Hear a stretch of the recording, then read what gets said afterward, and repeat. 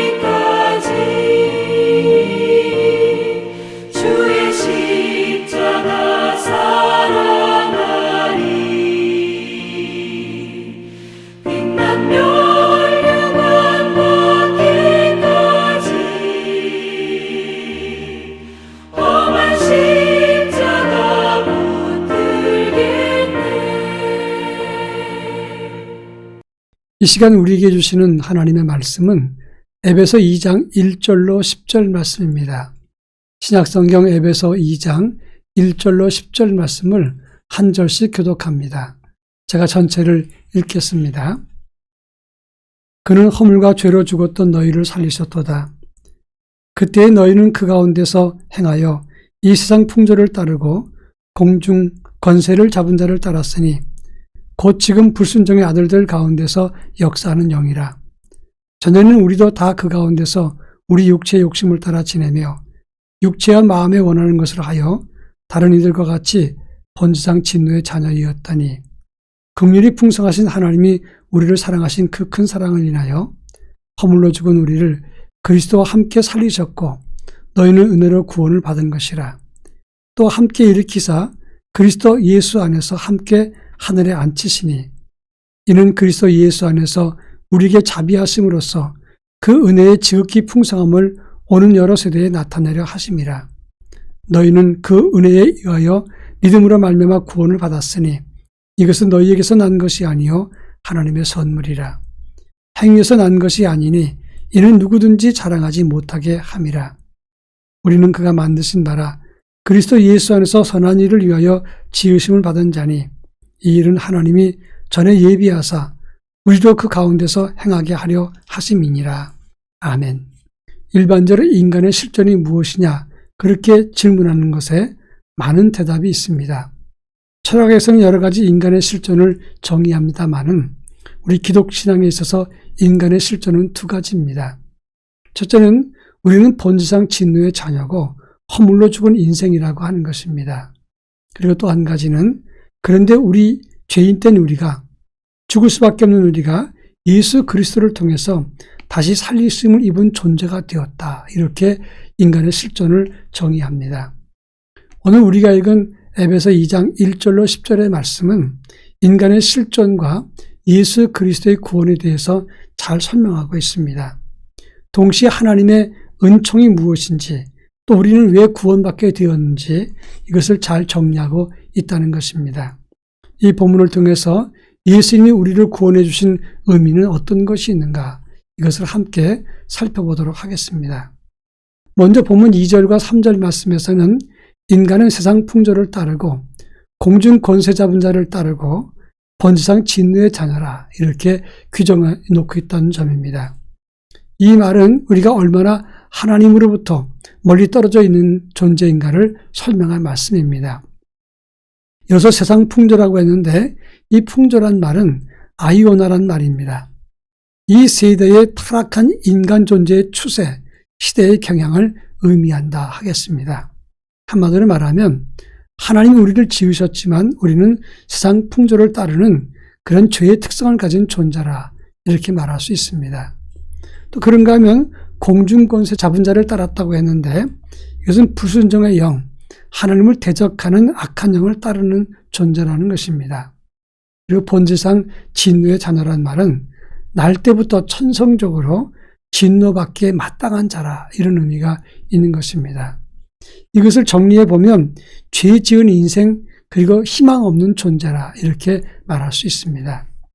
그리고 우리 인생은 하나님 앞에서 육신의 소욕과 저주와 진노를 따르는 존재밖에 될 수 없다 이렇게 말하고 있는 것입니다. 그런데 그런 인생을 어떻게 하나님이 우리를 구원하셨느냐 하는 것입니다. 5절과 6절에 보면 허물로 죽은 우리를 그리스도와 함께 살리셨고 또 일으키사 하늘에 앉히셨다 이렇게 말씀하고 있습니다. 하나님의 사랑으로 죽을 수밖에 없는 죄인된 우리를 살려주시고 또 일으켰습니다. 사망과 죄의 자리에서 일으켰다는 말이고 그리고 하늘에 앉히셨다는 말은 이는 우리를 살리고 부활시킨 것 외에도 하나님의 보좌, 하나님의 존전 앞에 나가서 서 있게 했다. 그 영광을 입게 했다. 이런 의미가 있게 되는 것입니다. 우리의 무슨 공로나 업적이나 또는 헌신이 있어서가 아니라 오직 우리를 위해서 십자가를 지신 예수님의 은혜와 공로 때문에 우리가 이같이 구원받고 세움을 입고 하나님의 보좌에 앉는 영광스러운 존재까지 이르게 되었다고 하는 것입니다. 그래서 8절 말씀 보면 너희의 구원은 은혜에 의해서 믿음으로 말미암아 구원받았으니 너희에게서 난 것이 아니라 하나님의 선물이라 이렇게 말하고 있습니다. 그러면서 구원에 관해서는 너희는 드러낼 것이 없고 자랑할 수 없다고 선언하고 있다고 하는 점입니다. 그렇습니다. 우리는 구원에 관해서는 우리가 자랑할 것이 아무것도 없음을 알아야 됩니다. 오직 하나님의 사랑과 은혜로 인해서 예수 십자가의 구원으로 우리가 살리심을 입었고 또 일으켰고 하나님 하늘에 앉히게 되는 복을 얻게 되었다고 하는 것입니다. 자, 그렇다면 우리는 왜 지으심 받고 하나님의 선택과 구원과 세우심을 입게 되었느냐 하는 것입니다. 오늘 본문 10절 말씀 보면 우리는 그리스도 예수 안에서 선한 일을 위해서 지으심을 받았다 이렇게 말하고 있습니다. 여기서 말하는 선한 일이라고 하는 것은 도덕적으로 착한 일을 말하는 것이 아닙니다. 브루스라고 하는 신학자는 이 선한 일을 이렇게 말합니다. 구원에서 비롯된 열매를 의미한다. 성령을 통해서 하나님께 순종하는 것, 하나님의 구원을 드러내는 것, 그리고 구원의 삶을 살아가는 것, 이것이 바로 선한 일이라고 말을 했습니다. 우리가 구원을 받고 하나님의 은혜를 입은 것은 바로 이 선한 일을 위한 것입니다. 그것을 가장 잘 설명한 사람이 바울의 삶입니다. 바울은 예수 믿는 사람을 핍박했던 비방자고 박해자고 폭행자였고 죄인 중에 괴수였습니다. 그러나 그 바울이 예수를 만난 다음에 구원받고 그 이후에 그는 복음을 이 세상 속에 많은 사람들에게 알리는 사람이 되었습니다. 하나님의 구원과 사랑을 세상에 알렸고 복음을 통해서 하나님의 교회를 세우면서 하나님 나라 확장을 위해서 일생 동안 힘을 쏟았다고 하는 것입니다. 그리고 그는 하나님의 일의 도구가 되었습니다. 이것이 바로 구원받은 사람의 목표고 구원받은 사람의 모습이라고 하는 것입니다. 사순절 우리 모두가 하나님의 선한 일에 도구가 될 수 있기를 바랍니다. 다 같이 기도합니다. 우리의 허물과 죄의 길을 따르지 않게 하옵소서. 또 한 가지는 선한 일, 복음과 구원을 전파하는 의의 도구가 되게 하옵소서. 기도하겠습니다.